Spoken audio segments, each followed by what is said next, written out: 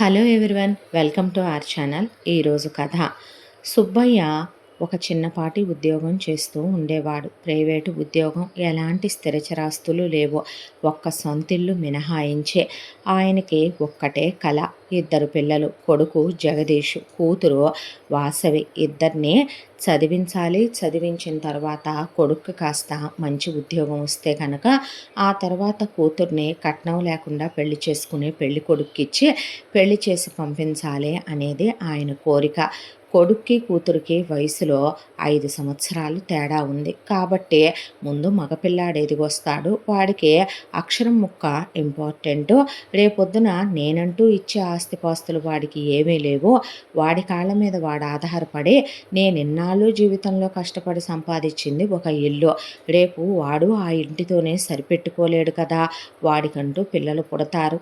ప్రతిదానికి ఖర్చులు పెరిగినాయి. 4 రూపాయలు వెనకేసుకునేంత సంపాదన మగపిల్లాడికి ఉండాలనేది ఆయన ధ్యేయం. దాంతో పిల్లలిద్దరినీ పెంచుకురావటం మొదలుపెట్టాడు. మొదటి నుంచి సుబ్బయ్య భార్య సామ్రాజ్యానికి నిలువెత్తు స్వార్థం, ద్రోహబుద్ధి. కూతురంటే విపరీతమైనటువంటి ప్రేమ, ఆప్యాయత, అనురాగాలు. కొడుకంటే చాలా చిన్న చూపు. ఆయనకి మాత్రం ఇద్దరు పిల్లలు సమానమే అనే ధోరణిలో ఉండే వ్యక్తి సుబ్బయ్య.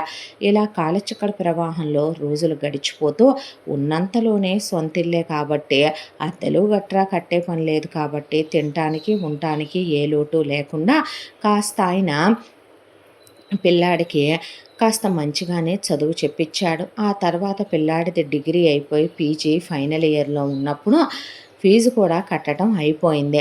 ఇక లాస్ట్ సెమిస్టర్ ఎగ్జామ్స్ రాస్తే పిల్లాడి చదువు పూర్తయ్యాక గవర్నమెంట్ ఉద్యోగానికి రాయిద్దాం, అప్పు సొప్పు తెచ్చే ఎంతో కొంత తడపంది ఉద్యోగాలు రావు, వాళ్ళ క్యాస్ట్కి వాళ్ళకు ఉద్యోగం వస్తుంది. వచ్చినా సరే ఆయన ఇంకో 4 రూపాయలు పెట్టి ఎవరో ఒకళ్ళ కాళ్ళు గడ్డాలు పట్టుకుంటే పిల్లాడు కాస్త మంచి పొజిషన్లో ఉంటాడులే అనేది ఆయన తాపత్రయం. దాంతో పిల్లాడు చదువు బాగా సాగిపోతోంది. అన్నిట్లో ఫస్ట్ మార్కులే, మంచిగా చదువుకుంటున్నాడు చిన్నప్పటి నుంచి. వాడు ప్రయోజకుడైతే అంతకన్నా ఏం కావాలి అనుకున్నాడు ఆయన. కూతురు ఇంటర్మీడియట్లో ఉంది. డిగ్రీ వరకు చెప్పిచ్చేసి కూతురికి పెళ్లి చేద్దామన్నదే ఆయన థాట్. ఆ తర్వాత ఒక రోజున సుబ్బయ్య బయట పని మీద వెళ్ళొస్తూ ఉండగా యాక్సిడెంట్ అయి స్పాట్లో చనిపోయాడు. ఆ తర్వాత సామ్రాజ్యం ఇల్లెవరు చూడాలి, ఇల్లెవడు పోషించాలి, నువ్వు గవర్నమెంట్ ఉద్యోగాలు చేస్తా కూర్చుంటే చెల్లెల్ని ఎవడు చదివిస్తాడు, చెల్లి పెళ్ళి ఏం పెట్టి చెయ్యాలి అని మూసుకొని ఉద్యోగానికి వెళ్ళు అంది కొడుకునే. పీజీతోనే ఇక చదువుని ఆపేసి గవర్నమెంట్ ఉద్యోగం అనే కళ అటకెక్కించి ఆ తర్వాత జగదీష్ ఉద్యోగానికి వెళ్ళటం మొదలుపెట్టాడు. వచ్చిన జీతం వచ్చినట్టు సామ్రాజ్యం చేతిలో వెయ్యాలి. జగదీష్ చాలా మెతక తత్వం, నోరెత్తి అస్సలు ఎదురు చెప్పలేడు. తండ్రి ఎన్నోసార్లు అలా ఉండకూడదయ్యా, అందువల్ల చాలా నష్టపోతావు నాయన, మగాడన్న తర్వాత పౌరుషంగా ఉండాలి, తప్పు మనది కానప్పుడు మాట పడకూడదు, తప్పు చేసేది అవతల ఎంతటి వాడైనా సరే వాడు తప్పు చేస్తుంటే చూస్తూ ఊరుకోకూడదని ఆయన ఎంత చెప్పినా జగదీష్ ధోరణిలో ఏ మార్పు ఉండేది కాదు. ఆయనకి ఇదే ఒక తీరని క్షోభ అయిపోయింది కొడుకు విషయంలో. ఆ తర్వాత రోజులు గడిచిపోతూ కాలచక్ర ప్రవాహంలో తను ఉద్యోగానికి వెళ్ళొస్తూ జీతం తెచ్చి అమ్మ చేతిలో పోస్తూ చెల్లెల్ని చదివించు అనేసరికి వాసవిని తీసుకెళ్ళి డిగ్రీలో జాయిన్ చేశాడు. చెల్లి పెళ్ళి అయ్యేంత వరకు నువ్వు పెళ్లి చేసుకోవటానికి వీలు లేదురా అనేసింది. అసలు అబ్బాయి అలా ప్రేమలో లేకపోతే పెళ్లి చేసుకుందామా, ఎవరినైనా ఖాళీగా ఉన్నారేమో సైట్ వేద్దామా, లైన్ వేద్దామా, ప్రేమ వ్యవహారాలు నడుపుదామా, ఇలాంటి ఏవి జగదీష్కు ఉండవు. పొద్దున్నే లేస్తాడు, అమ్మ ఇష్టమైతే టిఫిన్ పెట్టుద్ది, లేదంటే రాత్రి చద్దన్నంలో అన్ని నీళ్లు పోసి ఉల్లిపాయ పచ్చిమిరపకాయ పడేసి ఇచ్చుద్ది, అది తిని ఆఫీస్కి వెళ్ళిపోతాడు. మధ్యాహ్నం ఇష్టమైతే అంత బాక్స్ పెట్టుద్ది, ఇష్టం లేదంటే ఆ బాక్స్ కూడా పెట్టదు. ఇక అలాగే ఉండే సాయంత్రం ఇంటికి వచ్చాక అన్నం తింటమే. ఆ తర్వాత ఖాళీగా ఉండే బదులు దున్నల్లే తిని కూర్చుంటున్నావు కదా. నిజం చెప్పాలంటే సన్నగుంటాడు జగదీష్. ట్యూషన్లు చెప్పు, రేపొద్దున రూపాయి కావద్దా ఏంటి చెల్లి పెళ్ళికి అనేసరికి ట్యూషన్లు ఒకటి ఎత్తుకున్నాడు. పీజీ దాకా చదువుకున్నాడు కాబట్టి ఆ అబ్బాయి ట్యూషన్లకి బాగానే వచ్చేవాళ్ళు పిల్లలు. వచ్చిన డబ్బులు కూడా అమ్మే లాక్కునేదే. తనకి ఖర్చులుంటాయని 2 బస్సులు మారెళ్ళి 2 బస్సులు మారి వస్తున్నానని దానికి కాస్తైనా ఒక బండి కొనుక్కుంటాననో సైకిల్ కొనుక్కుంటాననో కూడా నోరు తెరిసి అడగలేడు జగదీష్. బస్ పాస్ మీద వెళ్ళి రావాల్సిందే, నోరెత్తితే ఊరుకోదు ఆ అబ్బాయినే. ఈలోపు కూతురుది డిగ్రీ కంప్లీట్ అయిపోయింది. అయిపోయిన తర్వాత కూతురు ఇహ నేను చదవలేను అనేసరికి కూతురికి పెళ్లి సంబంధాలు వెతికారు. పెళ్ళిళ్ళ పేరేస్తే కట్నాలు ఏమాత్రం ఇస్తారు బాబు అని అడిగాడు పెళ్ళిళ్ళ పేరయ్య. మేము కట్నాలు కానుకలు ఏమీ ఇచ్చుకోలేం పంతులు గారు. ఎందుకు ఇవ్వవు అని అడిగింది సామ్రాజ్యం. ఎక్కడే అమ్మ మన దగ్గర ఇవ్వటానికి అన్నాడు జగదీష్. ఇదిగో పేరయ్య, ముందు వాడికి సంబంధం చూడు, దానికి చూడటం ఆపి అందే. కట్నం ఇచ్చేదాన్ని చూడు, చదువుకున్న దాన్ని చూడు, పని పాట వచ్చిన దాన్ని చూడు, అలాగే వెనకాల కూతురికి 4 రూపాయలు పెట్టే అమ్మా నాన్నలున్న ఇంట్లో సంబంధం చూడు అని చెప్పింది. ఆ తరువాత సుధా అని ఒక అమ్మాయి, ఆ అమ్మాయి వాళ్ళ అమ్మ నాన్న, పిల్లకి ఒక అన్నయ్య, వాళ్ళు 10 లక్షల రూపాయలు క్యాషే ఇస్తామన్నారు. ఆ క్యాష్ నా చేతికే ఇవ్వాలంది సామ్రాజ్యం. పిల్లాడు చాలా మంచోళ్ళలాగా ఉన్నాడు, చిదిన దీపం పెట్టుకోవచ్చు, 50,000 రూపాయలు ఉద్యోగం ఉందే, కాస్తో కూస్తో జీతం పెరుగుద్ది కదా, పిల్లకు కూడా మిషన్ కుట్టుకోవటం వచ్చు, డిగ్రీ దాకా చదువుకుందే, పిల్లాడు ట్యూషన్లు కూడా చెప్తాడంట, ఆ డబ్బులు ఎలా లేదన్నా ఇంకొక 50,000 వస్తాయి, ఎలాగోలాగా పిల్ల కూడా కలిసిందంటే ఆ మిషన్లో ఏదో ఒక 4 కలిపి బొట్టికిలా పెట్టుకున్న మొగుడు పెళ్ళాం కలిసి చక్కగా సంపాదించుకుంటారు. మామగారు ఇల్లు ఎటు ఉంది కాబట్టి 2 అంతస్తుల ఇల్లు ఆడపిల్లకి ఎటు ఇవ్వరు కాబట్టి ఇల్లు మగపిల్లాడికేననే ఆశతో వాళ్ళు సుధా జగదీష్ మాట్లాడుకున్నారు. జగదీష్ మెతకతనం, జగదీష్ నెమ్మదిగా మాట్లాడటం సుధను ఆకట్టుకున్నాయి. సుధ సంస్కారం, సుధ వినయం, విధేయతలు, తెలివితేటలు జగదీష్ని ఆకట్టుకున్నాయి. దాంతో వాళ్ళు 10 లక్షల రూపాయల కట్నం, దానికి తోడు అమ్మాయికి ఓ 10 లక్షల రూపాయలు బంగారం పెట్టి పిల్లకి సాడే అది పెట్టి పెళ్లి చేస్తామని చెప్తే ఆడపడుచు లాంఛనాలు 1 లక్ష రూపాయలు అడిగారు వీళ్ళు. ఇస్తామని ఇచ్చి చేసి పెళ్లి చేసి అల్లుడు రోజు బస్సులో వెళుతున్నాడని తెలిసి వాళ్ళే ఒక బండి కొనిచ్చారు అల్లుడికి. ఆషాఢ మాసం కింద కొనిచ్చిన తర్వాత ఆ అమ్మాయి కాపురానికి వచ్చింది. కాపురానికి వచ్చాక శోభనాలు అయిపోయినాయి. శోభనాలు అయిపోయిన తర్వాత వెంటనే కూతురికి సంబంధాలు చూడమని చెప్పింది సామ్రాజ్యం. చూడమని చెప్తే అల్లుడి పేరు కౌశిక్, చేసేదే సాఫ్ట్వేర్ ఉద్యోగం.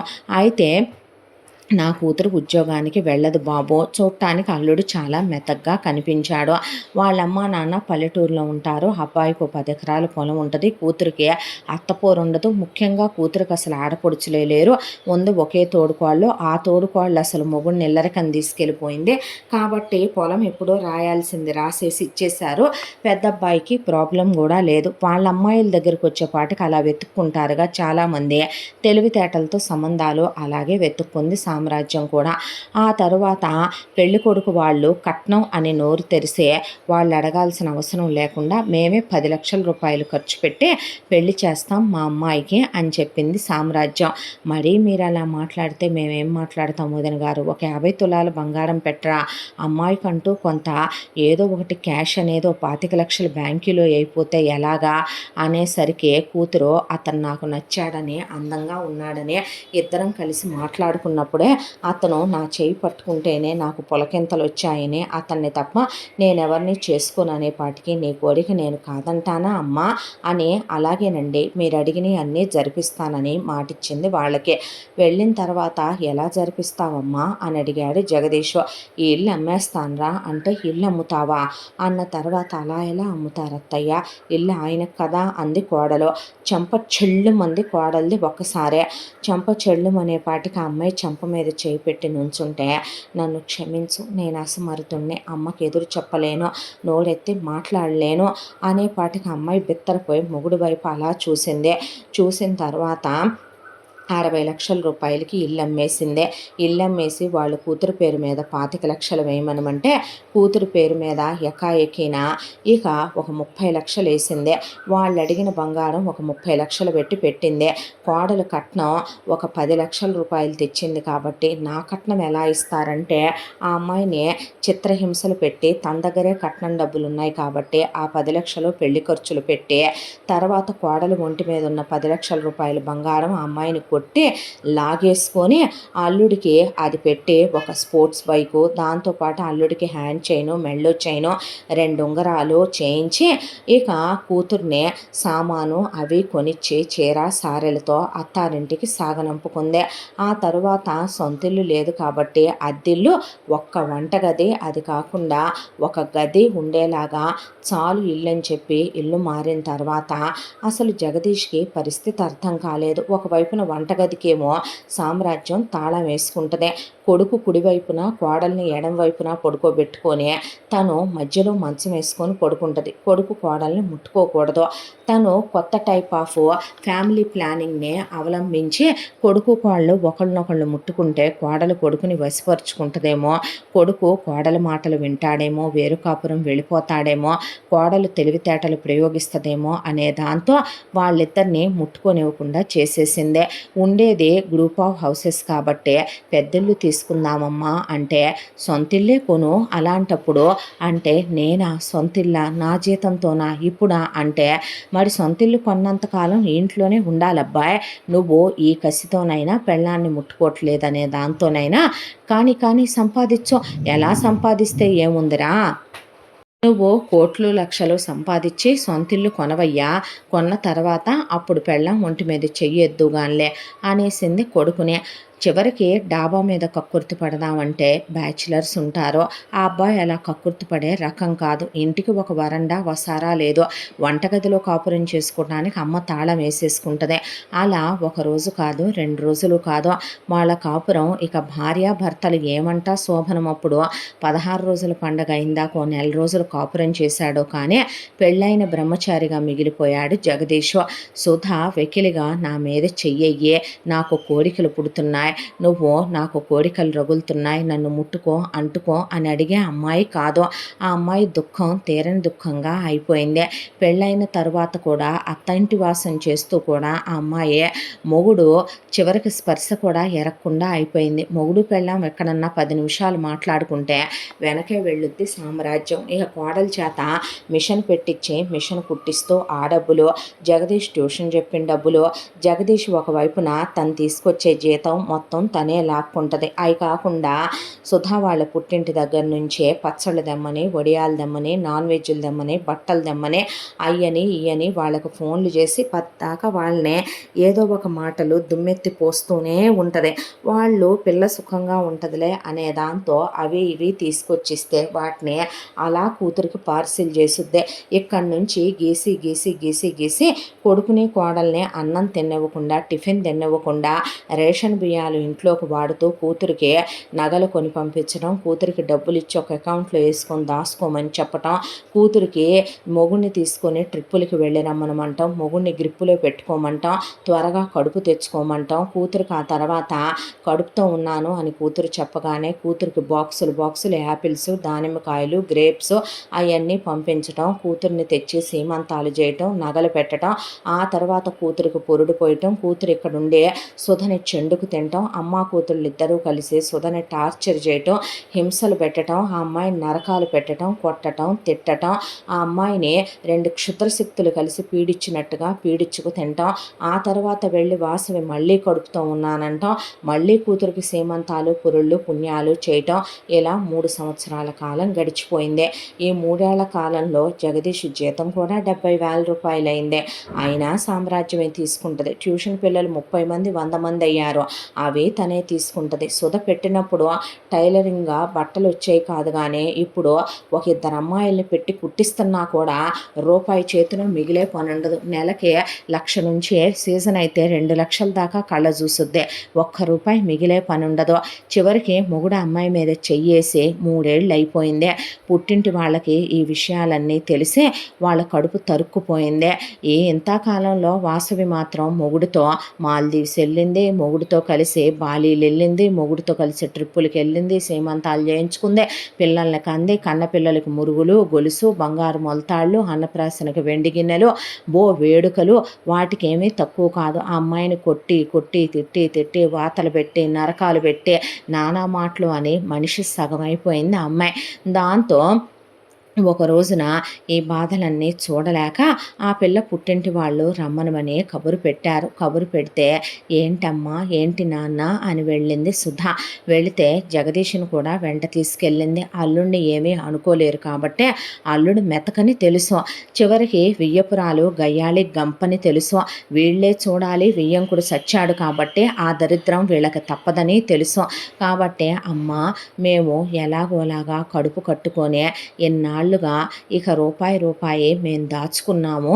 మీ నాన్న మీద ఆధారపడకూడదని, మీ మేనత్త మీద ఆధారపడకూడదని, మనవరాలుగా నువ్వు బాగోటం కన్నా మాకు కావాల్సిందేముందే అని తాత నానమ్మ కలిసే ఒక 5,00,000, అమ్మమ్మ తాతయ్య కలిసి ఒక 5,00,000, 10,00,000 ఇచ్చి పెళ్ళైన తర్వాత కూడా బ్రహ్మచర్యాలు వహించటం ఏంటమ్మా, ఇల్లు కొనుక్కోండే అని చెప్పి ఆ తర్వాత అమ్మ నాన్న ఒక 5,00,000 ఇచ్చారు. వాళ్ళ అన్నయ్య నేను ఉద్యోగం చేస్తున్నాను కదమ్మా, నాకు అప్పుడే ఇంకా పెళ్ళవలేదు కదా, లోన్ పెట్టానులేవే ఒక 5,00,000 తీసుకో అని వాళ్ళ అన్నయ్య ఇచ్చాడు.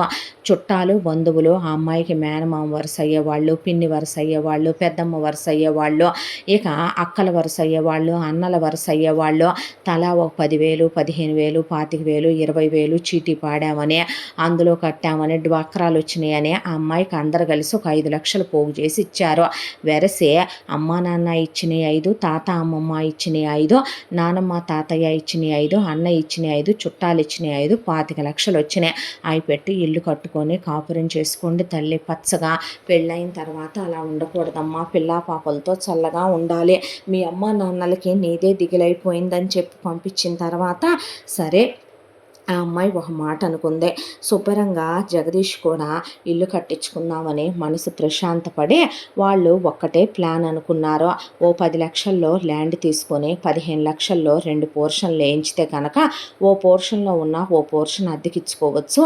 టెర్రస్ పిల్లలకి ట్యూషన్ చెప్పుకోవటానికి రేకులు దింపిస్తే కనుక ఒకవైపున ఆ అమ్మాయి మిషన్లు పెట్టుకోవటానికి సరిపోద్దని చెప్పి ఆ ప్లానింగ్ ప్రకారమే ఇల్లు కట్టడం మొదలు పెడితే సామ్రాజ్యం అక్కడికి వచ్చి శంకుస్థాపన చేసేయన్ని కాళ్ళతో తన్నేసి అక్కడ ఉన్న మేస్త్రిని జుట్టుబీకి పడేసి కొట్టి, కొడుకుని కొట్టి, కోడల్ని తిట్టి, వియ్యాల వారిని తిట్టి ఇల్లు కట్టడానికి వీల్లేదు, నేను ఒప్పుకోను, ఎవరిని అడిగి కడుతున్నారు, ఎవడు పర్మిషన్లతో కడుతున్నారంటే అదేమిటమ్మా మేము రూపాయి పోగు చేసుకొని మా పిల్ల అల్లుడు ఉండాలని ఇల్లు కట్టిస్తున్నాం, తప్పాది పాపమాది అన్నారు వాళ్ళు. ఎవరి పేరు మీద కట్టిస్తున్నారో మా అమ్మాయి పేరు మీదే కట్టిస్తున్నామమ్మా అన్న తర్వాత దాని పేరు మీద ఎలా కట్టిస్తారు, పెళ్ళైన తర్వాత నా కొడుకు మీ కూతురు ఒంటి మీద చెయ్యేసిన తర్వాత మీ కూతురు ఏమన్నా ఇప్పుడు మీ ఇంటి కూతురు అవుద్దా, మా ఇంటి కోళ్ళు అవుద్దుగా, మా గోత్రం మా ఇంటి పేరు మోస్తున్నప్పుడు పోనీ అల్లుడు గారి పేరు మీదే రిజిస్ట్రేషన్ చేయించి కట్టిద్దాము, ఏముంది దాంట్లో అన్నారు. నేను బతికుండంగా వాడమ్మగా వాడి పేరు మీద ఎలా కట్టిస్తారు మీరు అనేసరికి వాద ప్రతివాదనలు జరిగి గోల జరిగి అక్కడే జుట్టెర పోసుకొని కూర్చొని నా పేరు మీద కట్టించకపోతే ఈ ఇల్లు పూర్తవుదని, నాశనం అయిపోతారని, ఊడ్చిపోతారని, మెమ్మాయి గొడ్రాలు అవుద్దని, మెమ్మాయిని మబ్బాయిని విడగొడతానని, విడాకులు ఇప్పిస్తానని, మీ అమ్మాయిని ఇంటికి పంపుతానని, మీ అమ్మాయి మా అబ్బాయితో కాపురం చేసిన తర్వాత పరపరాగ సంపర్కం ఎరగని పుష్పమా అని, మీ అమ్మాయి కన్య అని, దాన్ని ఎవడు చేసుకుంటాడని, చేసుకున్న సెకండ్ హ్యాండ్దే అవుద్దని, అబ్బో వాళ్ళని నానా మాటలు అనేపాటికి సరే తల్లే నీ పేరు మీదే కట్టిస్తాం, ఎవరి పేరు మీద తగలేస్తే ఏముంది అని వాళ్ళు సామ్రాజ్యం పేరు మీదే మొత్తానికి పెట్టి ఇల్లు చక్కగా పూర్తి చేయించారు. కింద ఒక హాలు, దాంతోపాటు చక్కగా 2 బెడ్రూములు, ఒకటి కిడ్స్ బెడ్రూమ్ వచ్చింది, చక్కగా పూజ గది, వంటగది, పైన సేమ్ పోర్షన్ వచ్చింది. పై పోర్షన్లో వీళ్ళు ఉండేలాగా కింద పోర్షన్ అద్దెకిచ్చుకున్న నెలకి ఓ 15,000 రూపాయలకి తక్కువ అద్దె రాదు. బయట అల్లుడు బండి పెట్టుకోవటానికి, చక్కగా కారు కొనుక్కున్న పెట్టుకోవటానికి పార్కింగ్ కూడా వచ్చింది. కాస్త ఖాళీ స్థలం ఉంది, పిల్ల 4 కూరగాయ మొక్కలు వేసుకుంటుందిలే, 4 పళ్ళ చెట్లు పూల చెట్లు వేసుకుంటే రేపు పిల్లలు పుట్టినా సరిపోద్దులే, కాస్త సిటీకి దూరంగా ఉన్న హెలంబరంగా ఉందలే ఇల్లని వాళ్ళు సంతోషపడ్డారు. గృహప్రవేశానికి ముహూర్తం పెట్టించుకొని పుట్టింటి వాళ్ళు బట్టలు పెట్టాలి, కూతురు అల్లుడు పీటల మీద కూర్చుంటారని వాళ్ళందరూ వచ్చారు. వచ్చిన తర్వాత సామ్రాజ్యం కూతురు అల్లుడు దేవుడి పటాలు తీసుకొని అలా మొత్తం సందులన్నీ తిరుగుతూ మేళతాళాలతో వచ్చారు. వచ్చేపాటికి ఏంటి వీళ్ళొచ్చారని ఆ అమ్మాయికి అర్థం కాకపోతే గృహప్రవేశానికి ఇక లోపలికి అడుగు పెట్టబోతుంటే కొడుకు కోడలు ఎక్కడికి మీరెళ్ళేదే అంటే మా ఇంట్లోకి మేమెళ్ళకి ఎవరెళ్తారమ్మా అన్నాడు జగదీషు. ఎవరెళ్ళటం ఏంటి, ఇల్లు చెల్లెలది, చెల్లెలెళ్ళి చెల్లెలు గృహప్రవేశం చేసుకుంటుంది అనేపాటికి చెల్లెలు చేసుకోవటం ఏంటి అన్నాడు జగదీషు. అవునరా, చెల్లి వాళ్ళ తోడుకోడళ్ళు బోల్డంత కట్న కానుకలు తెచ్చారంట, మనం చెల్లికి ఏం పెట్టామనే కాబట్టే ఈ ఇల్లు చెల్లికి రాసేసా, నేను రిజిస్ట్రేషన్లు కూడా అయిపోయినాయి అనేపాటికి ఆ అమ్మాయి పుట్టింటి వాళ్ళు నువ్వు బాగుపడతావా, నీ కూతురు బాగుపడుద్దా, నువ్వు నాశనం అయిపోతావే, నువ్వు ఊడ్చుకుపోతావే, నీ కూతురు పిల్లలు బాగుపడతారా, మీరు పుట్టగతులు లేకుండా పోను, నువ్వేమైనా కొడుక్కి ఇంట్లో వాటా ఇవ్వాలి, ఇచ్చావా, మా పిల్లని అల్లుడిని కాపురం చేసుకొని ఇవ్వట్లేదని రూపాయి నా కొడుకు పెళ్లి కూడా ఆపుకొని లోను పెట్టాడో, మా అమ్మ నాన్న వాళ్ళ కాటి ఖర్చులకి కట్టె ఖర్చులకి అని దాచుకున్నాయి కూడా తీసి మనవరాలకని 10 లక్షలు ఇచ్చారు. మేము నానా తిప్పలు పడి పిల్ల కోసం అప్పు చేసి తెచ్చిచ్చాం. చుట్టాలు బంధువులు బిచ్చం వేసినట్టే పిల్లకి దాని బతుకు బాగుండాలని చందాలు వేసుకొని కట్టారో, ఎలా చెయ్యాలనిపించిందే, నువ్వు నాశనం అయిపోనో ఊడ్చుకుపోనో అని తిట్టిపోసి వాళ్ళు అక్కడి నుంచి దుమ్మెత్తిపోసి మరీ వెళ్ళిపోయారు. వెళ్ళిపోయిన తర్వాత ఇక అక్కడ అలా నిలబడిపోయారు జగదీషు, సుధకి కళ్ళల్లో నుంచి కన్నీళ్లు కాదు రక్తమే కారిపోతున్నంత ఎరుపెక్కిపోయినాయి కళ్ళు. జగదీషు కూడా అసహ్యం వేసింది అమ్మ చేసిన పని. వాళ్ళని అసలు పట్టించుకోకుండా లైట్ తీసుకొని వీళ్ళు కూతురు అల్లుడు లోపలికి వెళ్ళిపోవటం, గృహప్రవేశం అయిపోవటం, వ్రతాలు చేసేసుకోవటం అంతా అయిపోయిన తర్వాత అందరూ తిన్నాక లాస్ట్కి భోంచేయమని ఇక ఆకులు ఎత్తేసే వాళ్ళతో పాటు కలిసి తినమన్నారు వీళ్ళని. జగదీష్ నాకు వద్దంటే తిను అంది సుధ. అది కాదు తినమన్నానా అన్న తర్వాత తిన్నాడు. వంటోళ్ళకి షామియానా వాళ్ళకి అందరికీ డబ్బులు ఇచ్చేసి వెళ్ళన్నయ్యా అంది చెల్లెలు. ఇచ్చేసే కట్టు అంది సుధ. అన్న తర్వాత కట్టిన తర్వాత ఇక పదండి మరి ఇంటికి, మళ్ళీ మీరు సొంత ఇల్లు కట్టుకుందాక మనం ఉండాల్సింది ఆ ఇంట్లోనేలే, ఇది చెల్లెలిల్లే కదా పదమని ఆ అమ్మాయికని పెడదామని వాళ్ళు పుట్టింటి వాళ్ళు తెచ్చిన పట్టు చీర, ఆ అబ్బాయికి పెడదామని తెచ్చిన బట్టలు, అల్లుడికి పెడదామని తెచ్చిన ఒక ఉంగరము, ఆ అమ్మాయికి పెడదామని తీసుకొచ్చిన ఒక చిన్న నల్లబూసల గొలుసు అవి కూడా కూతురికి ఇప్పించేసి ఇక పదండి అందే. పదండి అన్న తర్వాత పదత్తయ్య వెళదాం అని చెప్పి ఇంటికి తీసుకొచ్చింది సుధ. తీసుకొచ్చిన తర్వాత ఇంటి తలుపులు మొత్తం గళ్ళేసి తాళాలు వేసేసి ఆ తాళా చేతులు తీసుకెళ్ళి అటక మీద ఇసిరేసింది అమ్మాయి. ఇసిరేసిన తర్వాత అట్ల కాడ ఎర్రగా కాల్చింది, ఐరన్ రాడ్లు 4-5 కాల్చింది. ఆ తర్వాత ఇంట్లో ఉన్న అటక మీద నుంచి రోకల బండలు అవి దించింది. దించిన తర్వాత అవి తీసుకొని డబ్బాలో కారం తెచ్చి అత్త కళ్ళల్లో కొట్టి జుట్టు పీకి అత్తని కూర్చొని స్నాక్స్ తింటున్న దాన్ని కిందకి లాగి పడేసి కాళ్ళతో తొక్కేసి ఆ రోకలి బండ పెట్టి కంకులు తిరిగిపోయి ఉన్న మనిషి కదా మిషన్ కుట్టి కుక్కను కొట్టినట్టు కొట్టింది సామ్రాజ్యాన్ని. వామ్మో వాయ్యో దేవుడో తండ్రో అంటుంటే జగదీషు అది కాదే అంటే నోరు మోయే, ఎన్నాళ్ళు మీ నాన్నకి ఎదురు చెప్పలేకపోయావు, దీనికి ఎదురు చెప్పలేకపోయావు, నీ చెల్లికి ఎదురు చెప్పలేకపోయావు, ఎవరేం చెప్పినా నువ్వు వింటావు కదా, క్షమించమంటావు కదా, నోరెత్తవు కదా, నీలో మెతకదనం ఉంది కదా, కాబట్టి నువ్వు మగాడివైనా సరే నోరెత్తవు కాబట్టి ఇప్పుడు నేను నీ పెళ్ళాన్ని, జీవితాంతం నేను ఉండాల్సిందే నీతో, నువ్వు ఉండాల్సిందే నాతో, అన్నీ మూసుకొని నుంచో అక్కడ అనేపాటికి జగదీష్ మౌనం వహించేశాడు. ఏమీ మాట్లాడకుండా ఆపకుండా సామ్రాజ్యాన్ని 8 గంటల సేపు జుట్టంతా ఇచ్చెలిచ్చెలు చొప్పున పీకేసి కళ్ళల్లో కారం కొట్టి వాతలు పెట్టి కుక్కను కొట్టినట్టు కొట్టి, ఏమే నువ్వు అసలు ఆడదానివేనా, ఆడజన్మే ఎత్తావంటే నీలాంటి దానికి బిడ్డల్ని ఎందుకు ఇస్తాడే దేవుడు గొడ్రాల, నువ్వు మనిషివా పశువు అంటే అంత తేలిగ్గా కనపడ్డానేంటే, నేను డిగ్రీ చదువుకొనే 10 లక్షల రూపాయలు నేను తెచ్చిన కట్నం నీ కూతురికి ఇచ్చావు, 10 లక్షల రూపాయలు నా పుట్టింటోళ్ళు పెట్టిన బంగారం ఇచ్చావు, నాకు పెట్టిన వెండి ఇచ్చావు, నాకు వచ్చిన చదివింపుల డబ్బులు, చివరికి నాకు వచ్చిన గిఫ్ట్లు, నాకని మా పుట్టింటోళ్ళు కొనిచ్చిన మంచం, డ్రెస్సింగ్ టేబుల్, డైనింగ్ టేబుల్, వాళ్ళు కొనిచ్చిన ఏసీ, కూలరు, ఫ్రిడ్జ్ మొత్తం నీ కూతురికి దోచిపెట్టావు. అక్కడికి భరించా, అక్కడికి సహించా, నా మొగుడికి రావలసిన ఇల్లు నిట్ట నిలువున అమ్మేశా, అమ్మేశావు. అమ్మేసి ఆ ఇల్లు అలా దాని పరం చేశావు. నా మొగుడు ఉద్యోగం వచ్చాక 3 సంవత్సరాలు ఉద్యోగం చేసి సంపాదించిన డబ్బులు వాడి అవతారం ఎలా ఉన్నాడు? సన్నగా ఎముకలు గూడై బట్టలిప్పితే నా మొగుడిని రోజు చూసుకునేది నేను. ఒంటి మీద ఎముకలు ఎన్నున్నాయో లెక్క పెట్టొచ్చు. ఒక్క పూట కొడుక్కి కడుపు నిండా తిండి పెట్టావంటే దున్నపోతులాగా బర్రె బలిసినట్టు నువ్వు నీ కూతురు వాకిళ్ళకి అడ్డం బలిసిపోయి నువ్వు నీ మొగుడుతో కులక్కుండానే ఇద్దరిని కన్నావా? నీ మొగుడు చచ్చిన రోజు దాకా కులికావంట కదే, మరి నీ కూతురు ఎలా కులుకుతుందే నీ అల్లుడితో? కడుపుల మీద కడుపులు ఎలా చేయించుకొచ్చిందే అదే? దానికి సీమంతాల కోసం నేను మిషన్లు కుట్టాలి, దానికి నువ్వు పాలింతలు సీమంతాలు ఇక్కడ చేయించి నన్ను కొడతావు, తిడతావు, అది నువ్వు కలిసి నన్ను టార్చర్లు పెడతారు, హింసలు పెడతారు, నేను పడాలా?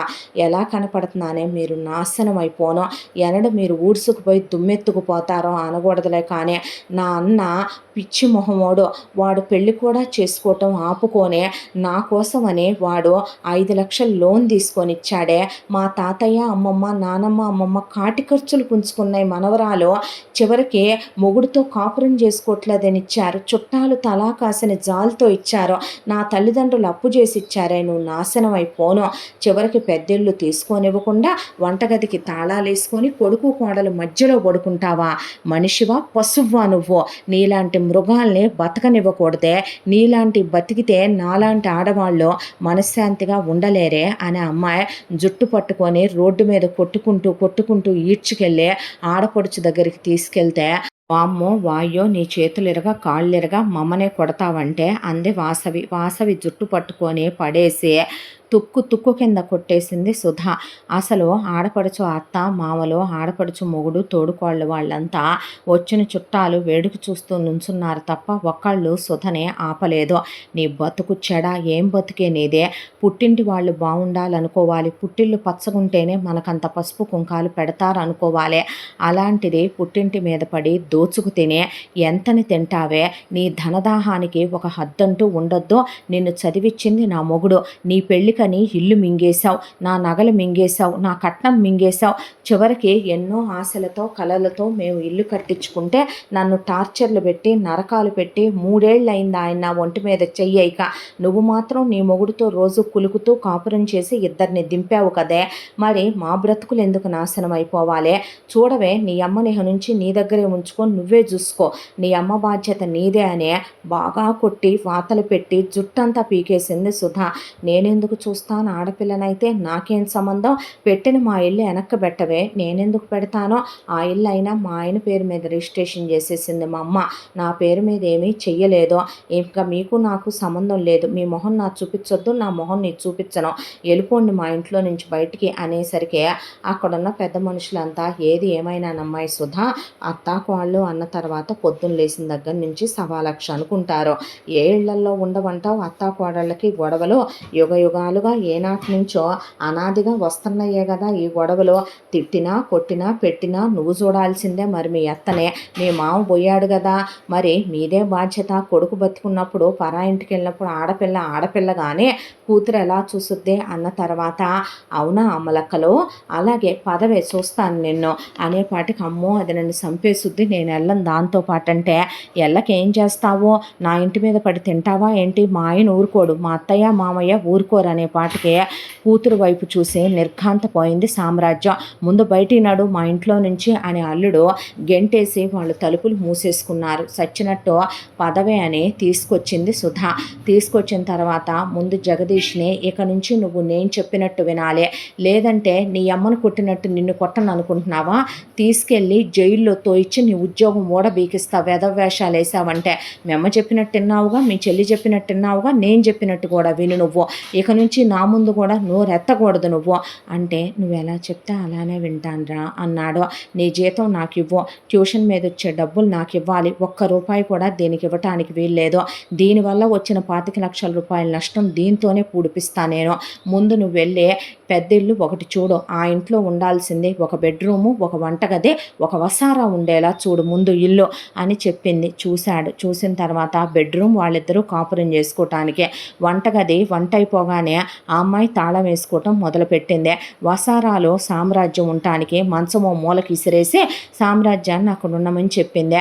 ఆ తర్వాత ఒక పక్కకి ఆ అమ్మాయి టైలరింగ్ మిషన్లు పెట్టుకొని ఒక నలుగురు అమ్మాయిల్ని పెట్టుకొని ఒకవైపున అమ్మాయి మిషన్లు కుడుతూ ఆ అబ్బాయి ట్యూషన్ చెప్తూ ఆ అబ్బాయి ఉద్యోగం చేస్తూ అత్తని ఎందుకు ఖాళీగా ఉంచాలి, అత్తని తుక్కు కింద తుక్కు ర్యాక్ కొట్టం మొదలుపెట్టింది రోజు సుధా.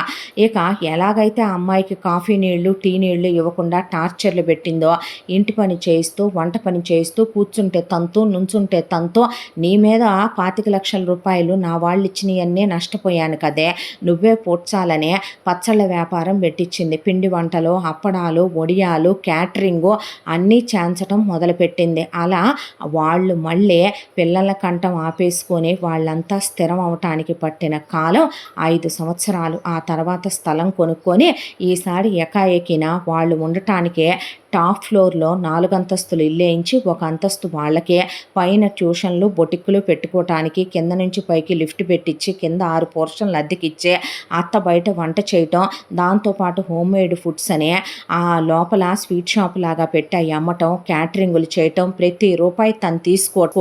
ఇలా అత్త మీద జరిగిన నష్టాన్ని అత్త మీదే పూడ్చింది ఈ తరం కోడలుగా సుధ. వాళ్ళ అన్నయ్యకి పెళ్లి సంబంధం కుదిరితే వాళ్ళన్నయ్య 5 లక్షలు ఇచ్చాడు. అవి తను ఉంచుకోవటం పద్ధతి కాదు. దాంతో పెళ్లికి 1,00,000 రూపాయలు పెట్టి వాళ్ళ అన్నయ్యకి బండి కొనిచ్చే, వచ్చిన అమ్మాయికి 1,00,000 రూపాయలు పెట్టి నగ పెట్టింది. తర్వాత అమ్మాయి 2 సార్లు ప్రెగ్నెంట్ అయితే పిల్లలకి లక్ష పెట్టి వస్తువులు తీసుకెళ్ళి ఇచ్చింది. పుట్టినరోజులకి చెరొక 50,000 ఇచ్చేసింది. అక్కడతో వాళ్ళు ఇచ్చిన 5 లక్షలు ఆ అమ్మాయి ఉంచుకోలేదు. తాతయ్య నానమ్మకి, అమ్మమ్మ తాతయ్యకి కూడా తేపకు కాసిన చొప్పున వాళ్ళిచ్చిన వెనక్కిచ్చి చుట్టాలు పెట్టిన వాళ్ళ పిల్లల ఫంక్షన్లకు వేటుకు వాటికి వెళ్ళి వాళ్ళ చేతిలో పెట్టి అమ్మ నాన్న ఇచ్చినవి కూడా వాళ్ళకి ఇచ్చేసే, మొగుడు విలువ తగ్గకుండా, మొగుడు గౌరవం తగ్గకుండా, మొగుడు తన తల మీద కిరీటం, మొగుడు పరువు పోకూడదు అనే దాంతో మొగుడిని కూడా విలువగా గౌరవంగా నిలబెట్టింది. ఆ తర్వాత కారు కొనుక్కున్నారు. ఆ తర్వాత సుధకి 2 పిల్లలు పుట్టారు. ఒకవైపున 6 పోర్షన్ల మీద అద్దొస్తూ 1,00,000 అయింది జగదీష్ శాలరీ. ఒకవైపున శాలరీ తీసుకుంటూ ఆ అమ్మాయి బొట్టికి మీద డబ్బులు, దాంతోపాటు క్యాటరింగ్ మీద వచ్చే, స్వీట్ షాప్ మీద వచ్చే, పిండి వంటలు పచ్చళ్ళు ఇంటర్నేషనల్ షిప్పింగ్కి వెళ్ళాయి. అవి కాకుండా మరొక వైపున ఆ అమ్మాయి రెడీమేడ్ బిజినెస్ కూడా మొదలుపెట్టి బట్టలు కూడా అమ్మే, ఒక్క నిమిషం ఖాళీగా ఉండేది కాదు. రూపాయి కూడగట్టుకొని పిల్లలు 10 ఏళ్ల పిల్లలు అయ్యేపాటికి బాగా సెటిల్ అయ్యారు. ల్యాండ్లు అవి కొనుక్కొని వాటిల్లో ఇల్లు కట్టించి అద్దెకిచ్చి 4 డబ్బులు పిల్లల పేరు మీద బ్యాంకులో వేసి, ఆ అమ్మాయి బంగారం మొత్తం పోయింది కాబట్టి తిరిగి బంగారం చేయించుకొని, ఆ తర్వాత మొగుడికి ఒక విలువ, ఆ అమ్మాయికి ఒక విలువ, సంఘంలో ఒక గౌరవం ఉండేలా చేసుకుంది. అప్పటికే అత్తకి ఒంట్లో ఓపిక కుంగిపోయిన తర్వాత ఒక గది వేరే ఇచ్చి, అత్తకి ఇక నుంచి నీ గంజి నువ్వే కాసుకుంటావు, ప్రతి నెల నీకంటూ ఇన్ని సరుకులు పడేసి వారానికి ఒకసారి కూరగాయలు పడేస్తాం, మా ఇంట్లోకి మాత్రం నువ్వు రావటానికి వీల్లేదు, నువ్వు చచ్చిన రోజున తలకొరి ఒకటే నీ కొడుకు పెడతాడని తీసుకెళ్ళి అవుట్ హౌస్లో ఉన్న ఒక గదిలో పడేసింది అత్తనే. ఆడపడుచు దగ్గరికి వెళ్ళాలంటే వెళ్ళిపో, ఉండమని కూడా మేమేమనము అనేసిందే. ఆ తర్వాత అత్త స్వార్థానికి కోడలు అలా చెప్పుతో కొట్టినట్టు బుద్ధి చెప్పిందే. పడుతున్నారు కదా అని ఆ అమ్మాయిని 3 ఏళ్ళు టార్చర్లు పెట్టారో, బాధలు పడింది. కానీ ఒక సిచ్యువేషన్లో ఎవరికైనా కోపం కట్టలు తెంచుకుంటుంది. ఎవరిలో నుంచైనా ఆదిశక్తి బయటకు వస్తుంది. ఆడదానికి ఆడదే శత్రువు అన్నట్టు ఎప్పుడూ ప్రవర్తించకూడదు. దోచిపెట్టడానికంటూ ఒక హద్దు ఉంటుంది, దోచుకు తినడానికంటూ ఒక హద్దు ఉంటుంది. తేరగా ఉన్నారు కదా అని పక్కన వాళ్ళేదో చేతగాని వాళ్ళు అనుకుంటే 3 కాళ్ళ కుందేలు కూడా గదిలో వేసి కొడితే పెద్ద పులి అవుద్దన్నట్టు సుధ కథ నిరూపించింది. ఇంతటితో ఈ కథ పూర్తి. మళ్ళీ మరో మంచి కథతో కలుసుకుందాం. ఇంత మంచి కథను మనకు అందించిన కథా రచయిత్రి సాయి లలిత గారు. మరో మంచి కథతో తప్పకుండా మీ ముందుకు వస్తాను. Thank you so much. తప్పకుండా మన ఛానల్ని లైక్ చేయండి, షేర్ చేయండి, సబ్స్క్రైబ్ చేయండి, బెల్ ఐకాన్ క్లిక్ చేసి ఆల్ అనే బటన్ని ప్రెస్ చేయడం మర్చిపోకండి. ఇలాంటి మంచి మంచి కథలు ఎన్నో వినడానికి మన ఛానల్ సబ్స్క్రైబ్ చేసుకుంటే నోటిఫికేషన్ రూపంలో నేను పెట్టే ప్రతి కథ మీ వరకు చేరుకుంటుంది. Thank you.